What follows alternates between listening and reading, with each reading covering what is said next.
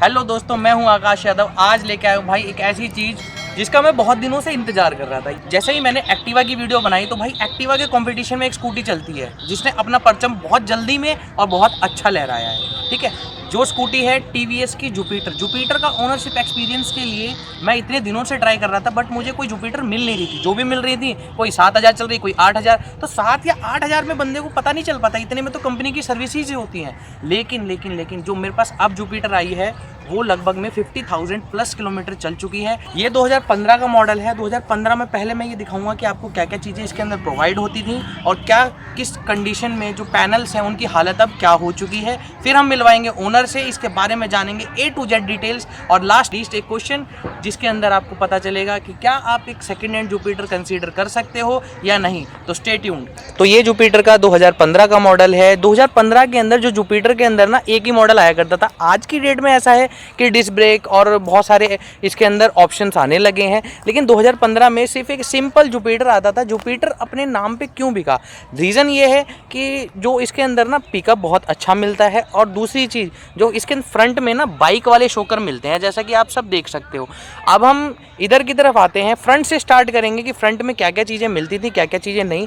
तो भाई ये देखो, जो एक्टिवा के अंदर नहीं आता था कि एक्टिवा में पायलट लैंप नहीं आती थी, लेकिन जुपिटर में पायलट लैंप आती हैं। और ये जो वाइजर है ना, ये जेन्युइन ही है, बट ये है ना समय के साथ इसका कलर फेड हो चुका है, कलर उतर चुका है, या फिर इसके ऊपर कुछ स्प्रे मारा गया है, आई डोंट इवन नो। इधर की तरफ आ जाए, नीचे की तरफ, तो भाई हेलोजन बल्ब मिलता था इसके अंदर। टीवीएस की 3D में ब्रांडिंग मिलती थी, और ये प्लास्टिक में पूरा का पूरा काउल आता था। आगे का फ्रंट नोज जिसको कहते हैं, जो देखने में काफ़ी ज़्यादा प्रीमियम, स्लीक एंड स्पोर्टी लगता है। और ये जो ग्रे कलर है ये मैट में आता था। इसके अंदर हल्की हल्की पास में जाओगे तो शाइनिंग आपको शायद दिख जाए, लेकिन कैमरे में, लेकिन बहुत ही ज़्यादा प्रीमियम कलर माना जाता था। और इधर की तरफ आ जाए तो यहाँ इंडिकेटर्स मिलते थे। इंडिकेटर्स के ऊपर क्रोम की डिज़ाइनिंग होती थी, जो कि इंटीरियर क्रोम होता है। ठीक है, और हेलोजन ही इंडिकेटर आते थे। फ्रंट में ये नोज़ मिल जाती थी, जो एक तरीके से एरो का साइन है नीचे की तरफ। ये मिल जाता था इसका मडगार्ड, जो कि प्योर मेटल में हुआ करता था। फ्रंट की तरफ आ जाएं तो आगे की तरफ इसमें जो शोकर मिलते थे वो टेलीस्कोपिक मिलते थे, जो बाइक के थे। तो एक्टिवा अगर पहले कहीं मार खाती थी, जो 3G एक्टिवा आती थी, वो इसी वजह से कि उसके फ्रंट शोकर के अंदर ना आपको धचकियाँ बहुत लगती थी, लेकिन इसके अंदर नहीं लगा करती थी। और एक्टिवा के अंदर एलॉय नहीं आते थे उस टाइम पे। तो उस टाइम पे ये उससे काफ़ी ज़्यादा एडवांस निकाली गई थी। इसमें आपको एलॉय व्हील दिए गए थे, 5 स्पोक के एलॉय व्हील थे, ट्यूबलेस टायर थे। और टायर की प्रोफाइल मैं बता दूं कि इसके अंदर जो टायर प्रोफाइल है, आप इसके अंदर 90-90-12 का इसके अंदर टायर आता था। अब देखने वाली बात ये होगी कि पीछे भी सेम सेक्शन का टायर था या नहीं था। ऊपर की तरफ आ जाएं, इसके मीटर की तरफ आ जाएं, तो मीटर के अंदर क्या क्या चीज़ें आपको मिल जाती थी। तो भाई 120 तक की स्पीड, बीच में ओडोमीटर। इधर इको और पावर, ये टीवीएस की जो गाड़ियाँ होती हैं, बाइक्स होती हैं, इनके अंदर और स्कूटी के अंदर इको पावर मोड होता ही है। मेरे पास 2013 मॉडल की टीवीएस स्टार सिटी रही थी, तो उसके अंदर भी ये चीज़ें थी। तो ये देते हैं ताकि फ्यूल इकोनॉमी बेटर हो सके। ठीक है, इग्निशन ऑन करके देखते हैं। देखो इको पे है ये। ऊपर की तरफ ये आपको indicator, high beam, low beam, इन चीज़ों की लाइट मिल जाएगी। फ्यूल की आपको एक गेज मिल जाएगी पूरी की पूरी, और जो कि धीरे धीरे उठती है, जैसा कि उसमें होता है, आपका एक्टिवा में होता है। इधर की साइड आ जाए तो इधर आपको हेडलाइट के पूरे कंट्रोल्स मिल जाएंगे, जिसमें आप हेडलाइट बंद भी कर सकते हो। बाद में AHO आया था 2019 में, तो ये चीज़ें हटा दी गई थी। इधर से हाई बीम, लो बीम, और पासिंग देनी है तो यहीं से इसको कर सकते हो, इंटीग्रेट कर रखा है। नीचे मिल जाता है इंडिकेटर स्विच, और यहाँ पे हॉर्न का बटन। ठीक है, तो हॉर्न कुछ इस प्रकार का है। इधर की तरफ आ जाए तो भाई ये मिलता है की होल, जो कि आपका होंडा में भी आता है, सेफ्टी वाला, जिसको शट ओपन बोलते हैं। और इधर की तरफ ना एक हुक दे रखा है कुछ सामान टांगने के लिए, और आई थिंक सो ये 4-5 किलो तक का सामान टांग लेगा। इधर की तरफ आ जाए तो भाई ये देखो, स्पेस काफ़ी अच्छा है इसका, तो बैठने में कोई दिक्कत नहीं होती। नीचे की तरफ भी हुक दे रखा है, और ये प्लास्टिक में ही है। ठीक है, अब हम आ जाते हैं कि साइड में इसके, तो भाई यहाँ पे देखो जुपिटर 3G ये एक्टिवा से निकाल के लगाया हुआ है। ये जुपिटर 3G नहीं है। इसके अंदर जो इंजन आता था 110 सीसी का आता था, एयर कूल्ड इंजन होता था, जो कि पावर प्रोड्यूस करता था 7.88 bhp की, और जो टॉर्क आउटपुट था इसके इंजन से वो आता था 8.2 Nm का टॉर्क्स। पीछे की तरफ आ जाएँ तो इस स्कूटी के अंदर एक फर्स्ट इन सेगमेंट एक फीचर आया था, जैसे कि जो आपका एक्टिवा हुआ करती थी। एक्टिवा के अंदर क्या होता था कि आपको अगर पेट्रोल भरवाना है तो पेट्रोल भरवाने के लिए आपको सीट से उठना पड़ता था, लेकिन इसके अंदर भाई पुश लॉक का पीछे ही पेट्रोल भरवाने वाला फंक्शन दे दिया गया था, जो कि आज हर स्कूटी के अंदर स्टैंडर्ड कर दिया गया है, आजकल हर कोई देने लगा है। तो ये सबसे पहले इसी के अंदर आया था, ठीक है। नीचे की तरफ आ जाएँ तो हेलोजन मिल जाएगी आपको, टेल लैंप, हेलोजन ही इंडिकेटर, और पीछे से देखने में भाई कुछ इस प्रकार का इसका लुक लगता है। साइड की तरफ आ जाएँ तो इसके अंदर और एक खास बात क्या थी, एक तो जुपिटर की 3D में ब्रांडिंग आ जाती थी, जो सीट खुलती थी वो यहीं से खुलती थी, और जो पेट्रोल लीड खुलती थी वो आगे स्विच से खुलती थी।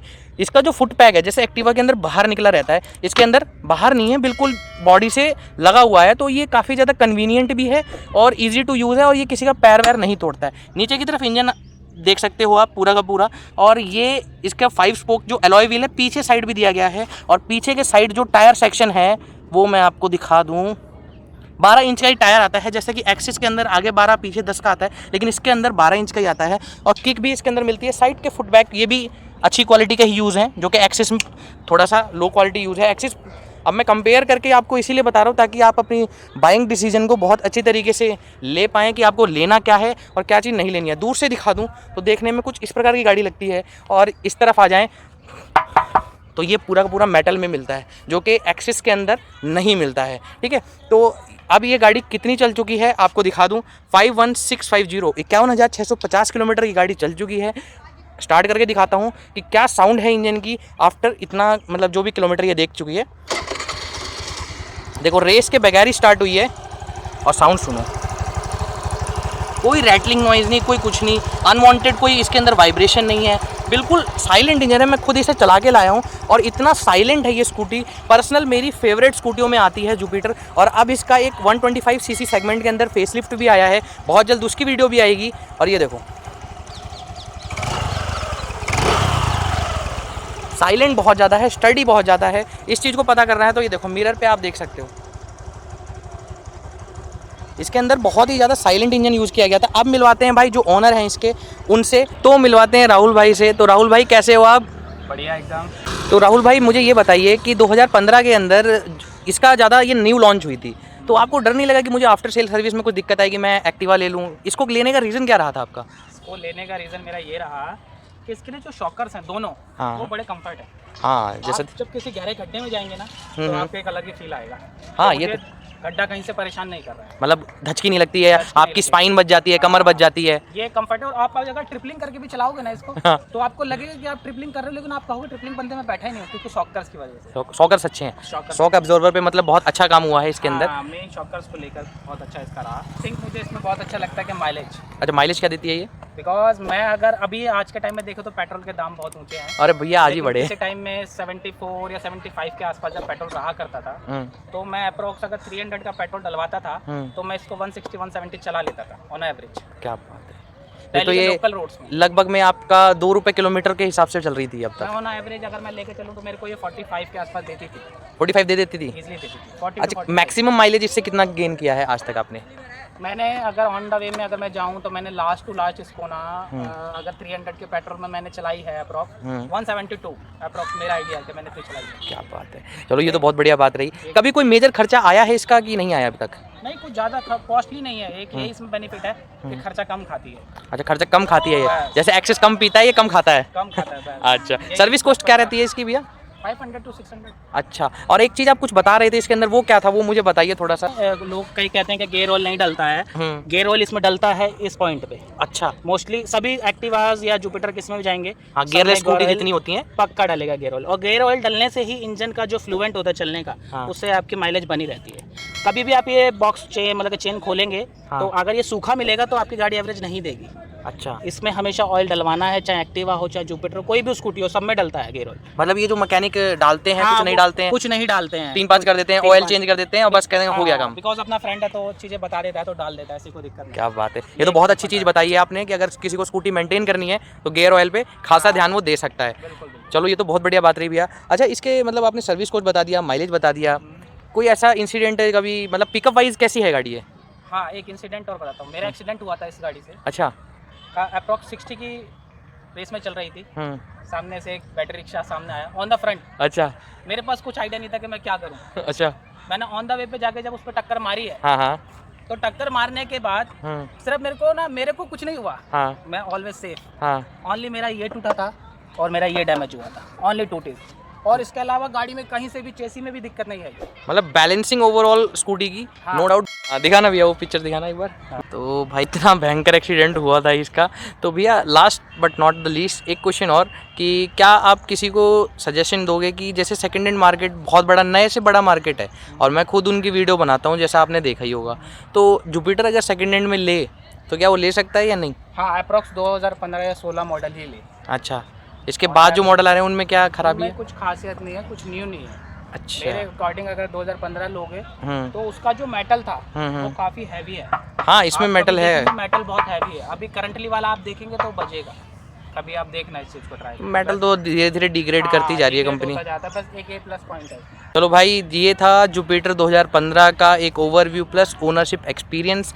अगर किसी को लेनी है तो भाई ले सकता है, गाड़ी पास है, कोई दिक्कत वाली बात नहीं है। तो यहीं करता हूँ वीडियो को एंड। तब तक के लिए जय हिंद, वंदे मातरम।